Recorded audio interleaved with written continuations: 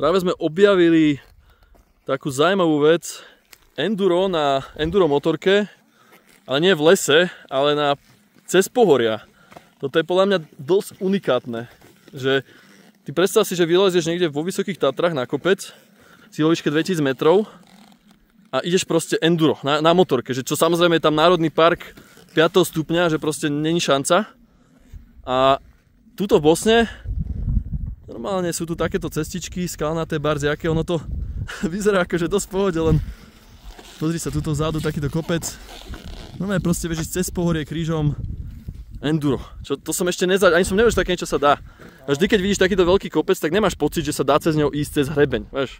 Pozri sa, jen tam vidie do Bratislavy. No to áno. Srandujem, ale super na tom to, že veľká zaujímavosť, že jednak svieti slnko a tam nesvieti. Aha, ok, oblak. No ale že toto celé pohorie majú vyjazdené a domnievam sa, však skúsime to tady pôjdeme. A domnievam sa, že až hen tam vidím cestu, že až na hen ten kopec to ide vlastne. Takže, a vlastne hen tie celé lesy sa dá jazdiť, takže je to tu, za mňa je to tu jazdecký raj. Aj tam vidím ďalšiu enduro trásku, túto po týchto sa dá ísť, hen tá ide dole, takže je to tu úplne paradajs, čistý. Je to zaujímavé, že akože enduro v lese vieš zažiť aj v Rumunsku, ale toto neviem, či vieš niekde zažiť. Toto som ešte... Že my sme reálne sem išli, najskôr sme si mysleli, že není šanca, išli sme v údolí, že nemáme tu jak výjsť, lebo išli sme reálne, že aký by som šiel zo Štrbského plesa niekde hore.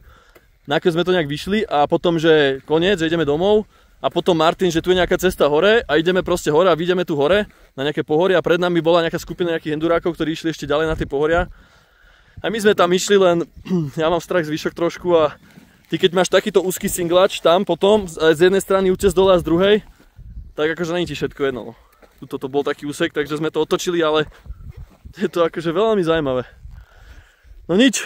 Dúfam, že sme vás všetkých namotivovali, aby ste sa sem vybrali a okúsili a prekonali svoje strachy, lebo takéto zážitky na motorke môžete zažiť iba na takýchto špeciálnych miestach, ktoré sú není tak spopularizované, alebo sa o nich neviete ani dozvedieť na internete, takže dávame unikátne informácie. Ja som si robil niekoľkodňový research o enduro cestách v Bosne a ani by ma nenapadlo takéto niečo nájsť. Samozrejme vieš ísť na nejaké pločno na turistickej motorke, ale to je, aký by si išiel na nejakom SUVčku cestnom niekde versus na nejakom jeepe úplne niekde crazy, hej, že to...